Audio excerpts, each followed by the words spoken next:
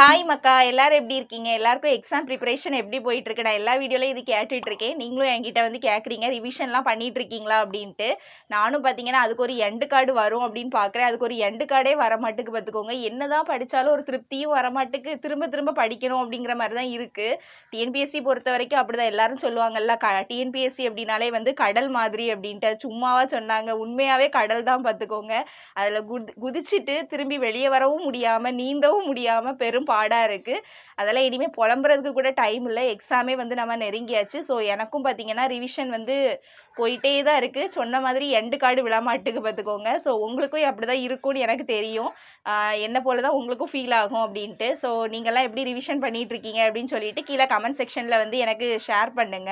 இந்த வீடியோ எதுக்காக அப்படின்னு பார்த்தீங்கன்னா, ரிப்பீட்டட் கொஸ்டின் என்னோட சேனல்ல பார்த்தீங்கன்னா, நான் டிஎன்பிஎஸ்சி குரூப் 4 எக்ஸாம்க்காக நான் ஃபாலோ பண்ற சேனல்ஸ் பத்தி வந்து நீங்க கேட்டிருந்தீங்க. நான் ஃபாலோ பண்ற சேனல்ஸ் பார்த்தீங்கன்னா, நிறைய வந்து அதாவது டிஎன்பிஎஸ்சி அப்படின்னு ஏதாவது தம்ப்நெயில் வச்சுட்டு ஒரு வீடியோ வந்தாலே நான் அந்த சேனலை போய் ஃபாலோ பண்ணிடுவேன் பார்த்துக்கோங்க.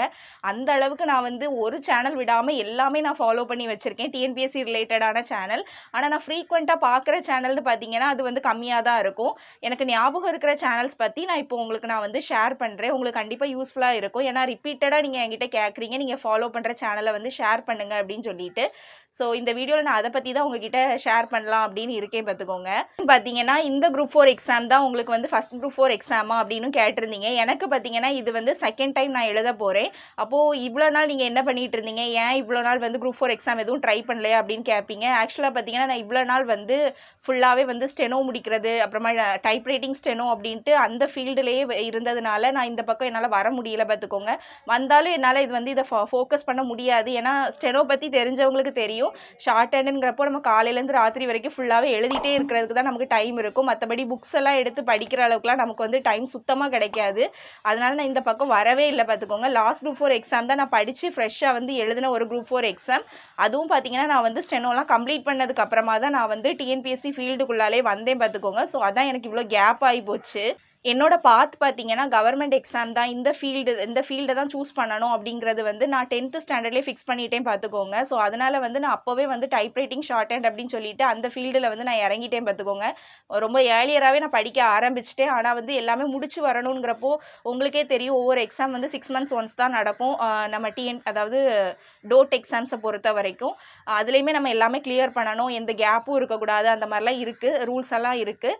ஸோ அந்த மாதிரி நான் ஒவ்வொன்றா முடிச்சு வரதுக்கு இவ்வளோ நாள் ஆகிட்டு பார்த்துக்கோங்க. இன்னொன்று நான் ஏர்லியராகவே ஸ்டெனோ முடிச்சுட்டேன், எல்லாமே ஃபஸ்ட் அட்டெம்ப்ட்லேயே கிளியர் பண்ணிட்டேன். ஆனாலுமே வந்து நான் முடித்த உடனே டிஎன்பிஎஸ்சி வருமா சொல்லுங்கள், அப்படிலாம் இருக்காதுல்ல, அதுக்கும் கேப் இருக்கும். டிஎன்பிஎஸ்சி எக்ஸாம் வந்துச்சு, அந்த டைம் பார்த்தீங்கன்னா ஹெவி காம்படிஷன் ஆகி போச்சு. லாஸ்ட் குரூப் 4 எக்ஸாம் நான் சொல்கிறேன். அதுக்கு முன்னாடி வரைக்கும் ஸ்டெனோவில் வந்து காம்படிஷன் இல்லை. ஸோ அந்த மாதிரி தான் இப்போது எனக்கு வந்து போயிட்டுருக்கு பார்த்துக்கோங்க.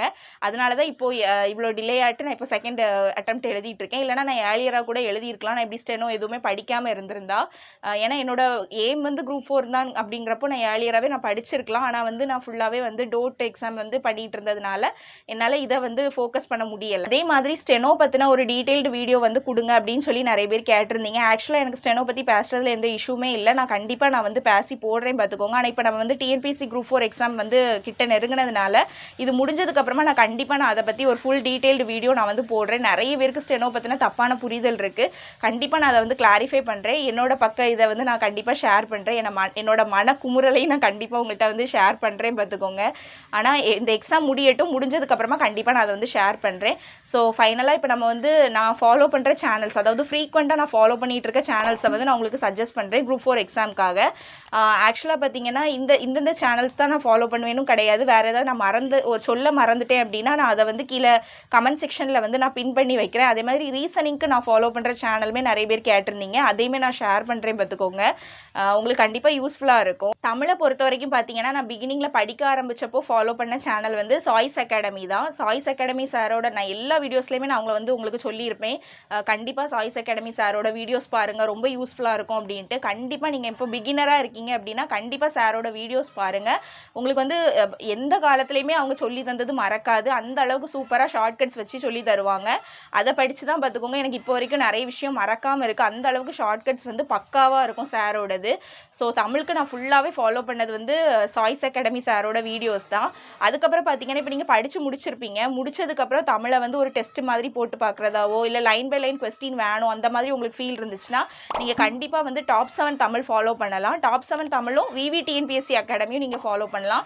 இந்த 2 சேனல் தான் நான் இப்போ படித்து முடிச்சிட்டேன் அப்படின்னா ஒரு இயல் முடிச்சிருக்கேன் அப்படின்னா நான் போயிட்டு இவங்களோட வீடியோஸ் தான் நான் செக் பண்ணுவேன்.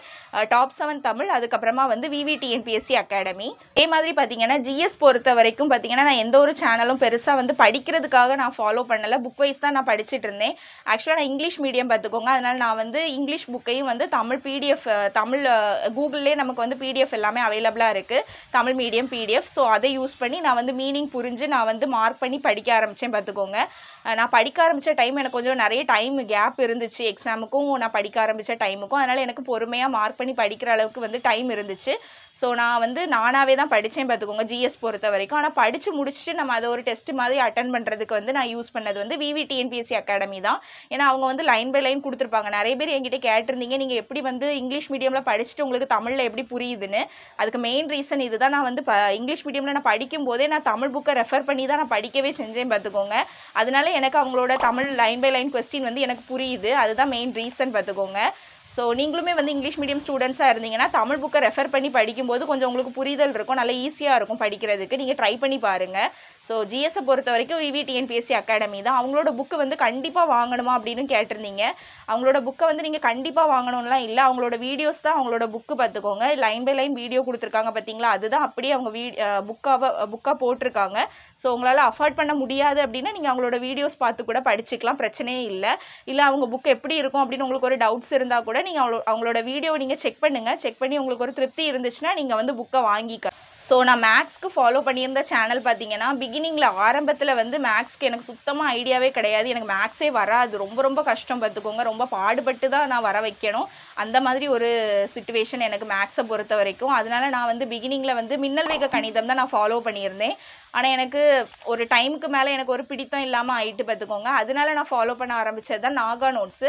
நான் நாகா நோட்ஸ் ஃபாலோ பண்ணுறதுக்கான மெயின் ரீசன் என்னவா இருந்துச்சுன்னு பார்த்தீங்கன்னா அவங்களோட சேனலில் வந்து புக் வைஸ் கொடுத்துருப்பாங்க, புக் வைஸும் கொடுத்துருப்பாங்க, அப்படியே வந்து சிலபஸ் வைஸும் கவர் பண்ணியிருப்பாங்க. அப்படியே ஸ்கூல் புக்கில் இருக்கிறத வந்து புக் வைஸாகவும் கொடுத்துருப்பாங்க, சிலபஸ் வைஸும் நமக்கு வந்து இம்பார்ட்டன்ட் பாயிண்ட்ஸ் அதாவது இம்பார்ட்டன்ட் சம் எல்லாமே வந்து கவர் பண்ணியிருப்பாங்க. அதனால தான் நான் வந்து நாகா நோட்ஸை ஃபாலோ பண்ணதுக்கான காரணம் பார்த்துக்கோங்க. உங்களுக்கும் நீங்கள் பிகினராக இருக்கீங்கன்னா கண்டிப்பாக நீங்கள் வந்து நாகா நோட்ஸை வந்து ஃபாலோ பண்ணலாம். ஏன்னா அவங்க வந்து ஷார்ட்கட்ஸ் அப்படிலாம் இல்லாமல் ரெகுலராக நம்ம ஃபார்முலாஸ் யூஸ் பண்ணியும் அவங்க வந்து சொல்லி தருவாங்க. ஸோ கண்டிப்பாக அது யூஸ்ஃபுல்லாக இருக்கும். இன்னொன்று என்னென்னா மேக்ஸை பொறுத்த வரைக்கும் மேக்ஸுமே நான் தமிழில் தான் படித்தேன் பார்த்துக்கோங்க. ஏன்னா இங்கிலீஷில் நான் நிறைய சேனல் சர்ச் பண்ணி பார்த்தேன், அந்த டைமில் எனக்கு கிடைக்கவே இல்லை. ஆனால் வந்து மேக்ஸை பொறுத்த வரைக்கும் தங்கமுத்து சார் அவங்களோட வீடியோஸும் நல்லாயிருக்கும். ஆனால் நான் வந்து பெருசாக அதை பார்த்ததில்லை. ஏன்னா நான் வந்து ஃபுல்லாகவே வந்து நாகா நோட்ஸ் பார்த்து தான் நோட்ஸ் எடுத்தேன் பார்த்துக்கோங்க. அதனால் நான் சாரோட வீடியோஸ் செக் பண்ணதில்லை. இப்போ தான் எனக்கே தெரியும் அவங்களோட வீடியோஸ் எல்லாம் நல்லா இருக்குது அப்படிங்கிறது. எனக்கும் இப்போ யூடியூப்லாம் நான் வந்ததுக்கப்புறம் தான் நிறைய பேர் நீங்கள் அவங்களோட வீடியோ செக் பண்ணி பாருங்கள் அப்படின்னு சொல்லியிருந்தீங்க. அதுக்கப்புறம் தான் நான் போய் பார்க்கவே செஞ்சேன், நல்லா இருக்குது பார்த்துக்கோங்க. ரீசனிங் பொறுத்த வரைக்கும் இப்போ பார்த்தீங்கன்னா துருவம் அகாடமின்னு ஒரு சேனல் இருக்குது, அவங்களோட சேனல் நீங்கள் ஃபாலோ பண்ணலாம். அவங்க வந்து சிலபஸ் வைஸ் வந்து ரீசனிங் வந்து எடுத்திருக்காங்க ஒவ்வொரு இதுவுமே. நீங்கள் வந்து கண்டிப்பாக அவங்களோட வீடியோஸ் செக் பண்ணலாம் ரீசனிங் பொறுத்த வரைக்கும். அதுக்கப்புறமா நம்ம தங்கமுத்து சாருமே வந்து ரீசனிங்க்கு வந்து வீடியோ கொடுத்துருக்காங்க. ஸோ இந்த சேனல்ஸ் எல்லாமே தான் நான் ஃபாலோ பண்ணுறேன் பார்த்துக்கோங்க. இதை வந்து நான் ஏர்லியராகவே வந்து நான் சொல்லியிருக்கணும். நான் ஆல்ரெடி நிறைய வீடியோஸில் நான் வந்து சஜஸ்ட் பண்ண தான் செஞ்சுருக்கேன். மற்றபடியும் நிறைய பேர் வந்து இப்போவும் என்கிட்ட வந்து ரிப்பீட்டடாக வந்து சேனல்ஸ் வந்து சஜஸ்ட் பண்ணுங்கள் அப்படின்னு நீங்கள் கேட்டதுனால தான் செப்பரேட்டடாக நான் ஒரு வீடியோவாக போட்டிருக்கேன். இது இன்றைக்கி இல்லைனாலும் ஃப்யூச்சரில் வந்து யாருக்காவது யூஸ்ஃபுல்லாக கூட இருக்கும் பார்த்தீங்களா, அதுக்காக தான் நான் ஃபாலோ பண்ணுற ஒரு விஷயத்த நான் உங்களுக்கு ஷேர் பண்ணியிருக்கேன். மற்றபடி இதை ஏர்லியராகவே நீங்கள் சொல்லியிருக்கலாம்ல அப்படின்லாம் சொல்லாதீங்க. ஏன்னா ஏர்லியரானாலும் நான் ஆல்ரெடி வந்து என்னோட லைவில் வீடியோஸில் எல்லாத்துலேயுமே நான் கண்டிப்பாக ஷேர் பண்ணியிருக்கேன் பார்த்துக்கோங்க. ஆனால் அங்கங்கே பிச்சு சொல்லியிருப்பேன், இங்கே வந்து மொத்தமாக சொல்கிறேன், அவ்வளோதான் வித்தியாசம். ஆக்சுவலாக பார்த்தீங்கன்னா நான் ஆரம்பத்தில் சொன்ன மாதிரி நான் நிறைய சேனல்ஸ் ஃபாலோ பண்ணுறேன் பார்த்துக்கோங்க. டிஎன்பிஎஸ்சி அப்படின்னு தம்ப்நெயில் வச்சு ஒரு வீடியோ வந்தாலே நான் போயிட்டு ஃபாலோ பண்ணிடுவேன். அந்த அளவுக்கு நான் எல்லா சேனலையும் ஃபாலோ பண்ணி வச்சுருக்கேன். ஆனால் நான் ரிப்பீட்டடாக பார்க்குற சேனலை பற்றி தான் நான் இப்போ வந்து உங்களுக்கு வந்து ஷேர் பண்ணியிருக்கேன். இதில் ஏதாவது நான் சேனல் மிஸ் பண்ணியிருக்கேனான்னு கூட எனக்கு தெரியல. ஒரு வேளை நான் வந்து மிஸ் பண்ணியிருந்தேன் அப்படின்னா அதை நான் கீழே கமெண்ட் செக்ஷனில் வந்து அப்புறமா ஞாபகம் வரும்போது பின் பண்ணி வைக்கேன் பார்த்துக்கோங்க. பின்ன நீங்களும் நிறைய சேனல்ஸ் ஃபாலோ பண்ணுவீங்க, நான் ஃபாலோ பண்ணாத சேனல்ஸ் கண்டிப்பாக நீங்களும் ஃபாலோ பண்ணுவீங்க. அப்படி நீங்கள் ஃபாலோ பண்ணுறதா இருந்தால் கீழே கமெண்ட் செக்ஷனில் அந்த சேனலை மென்ஷன் பண்ணுங்கள். ஃப்யூச்சரில் வந்து பார்க்குறவங்களுக்கு வந்து கண்டிப்பாக யூஸ்ஃபுல்லாக இருக்கும். நீங்கள் அந்த சேனல் வந்து எதுக்காக ஃபாலோ பண்ணுறீங்க, இப்போ தமிழுக்கு அந்த சேனல் ஃபாலோ பண்ணுறீங்களா, மேக்ஸ்க்கு ஃபாலோ பண்ணுறீங்களா அப்படின்னு சொல்லிட்டு ஸ்பெசிஃபிக்காக மென்ஷன் பண்ணி நீங்கள் வந்து கமெண்ட்டில் வந்து ஷேர் பண்ணுங்கள். ஃப்யூச்சர் ஸ்டூடெண்ட்ஸ்க்கு வந்து கண்டிப்பாக யூஸ்ஃபுல்லாக இருக்கும். எனக்குமே யூஸ்ஃபுல்லாக இருக்கும். ஸோ ப்ரீவியஸ் வீடியோவில் நான் உங்ககிட்ட ஷேர் பண்ணியிருந்தேன். எனக்கு ஹால் டிக்கெட் நான் வந்து நேற்றுக்கே போய் எடுத்துட்டேன் அப்படின்ட்டு. கலர் பிரிண்ட் அவுட் எடுத்திருந்தீங்களா அப்படின்னு கேட்டிருந்தீங்க. ஆமாம், கலர் பிரிண்ட் அவுட் தான் நான் எடுத்திருக்கேன் பார்த்துக்கோங்க. என்னோட ஹால் டிக்கெட் இது தான். என்ன பின்னாடி காட்டுறேன்னு பார்க்கிங்களா, இதில் வந்து ரெஜிஸ்டர் நம்பர் என்னோட டீட்டெயில்ஸ் எல்லாம் இருக்கனால தான் நான் காமிக்கலை. மற்றபடி எனக்கு எக்ஸாம் சென்டர் பார்த்தீங்கன்னா சென்ட் ஜெரோம்ஸ் காலேஜ் அனந்த நாடார்குடி அங்கே இருக்குது போல இருக்குது. எனக்கு தெரியல, என் தம்பி தான் கூட்டிகிட்டு போவான், அதனால் பிரச்சனை கிடையாது பார்த்துக்கோங்க. ஸோ இதுதான் என்னோட ஹால் டிக்கெட். அவங்க வந்து கமெண்ட் பண்ணியிருந்தாங்க அவங்களோட ஹால் டிக்கெட்டில் வந்து கையெழுத்து ஏதோ வந்து சிக்னேச்சர் ஏதோ கிளியராக இல்லை அப்படின்னு மென்ஷன் பண்ணியிருந்தாங்க. அதனால ஏதாவது இஷ்யூஸ் வருமா அப்படின்னு கேட்டிருந்தாங்க. எனக்கு பெருசாக தெரியல பார்த்துக்கோங்க. இந்த வீடியோ பார்க்குறவங்களுக்கு அதை பற்றி தெரிஞ்சுன்னா கண்டிப்பாக ஷேர் பண்ணுங்கள், அவங்களுக்கு யூஸ்ஃபுல்லாக இருக்கும். சிக்னேச்சர் வந்து கிளியராக இல்லை அப்படின்னா ஏதாவது பிரச்சனை வருமா அப்படின்னு சொல்லிட்டு. ஸோ அவ்வளோதான் மக்கா. நெக்ஸ்ட் வீடியோவில் நம்ம மீட் பண்ணலாம். இந்த வீடியோவில் நான் நிறைய விஷயம் ஷேர் பண்ணியிருக்கேன். கண்டிப்பாக உங்களுக்கு யூஸ்ஃபுல்லாக இருக்கும் அப்படின்னு நினைக்கிறேன். ஆக்சுவலாக வந்து இப்படி டேரெக்டாக பேசுகிறது வந்து எனக்கு கொஞ்சம் பேச வர மாட்டேங்குது. போக போக பழகிரும் பார்த்துக்கோங்க. கொஞ்ச நாள் ஆச்சு பார்த்தீங்களா நான் இப்படியெல்லாம் பேசி, அதனால் எனக்கு பேச வர மாட்டேங்குது. போக போக பழகிரும். சரி, ஓகே, அவ்வளோதான் இந்த வீடியோ. கண்டிப்பாக உங்களுக்கு யூஸ்ஃபுல்லாக இருக்கும்னு நினைக்கிறேன். மறக்காமல் நம்ம சேனலை வந்து சப்ஸ்கிரைப் பண்ணிவிட்டு பாருங்கள். ஓகே, பாய்.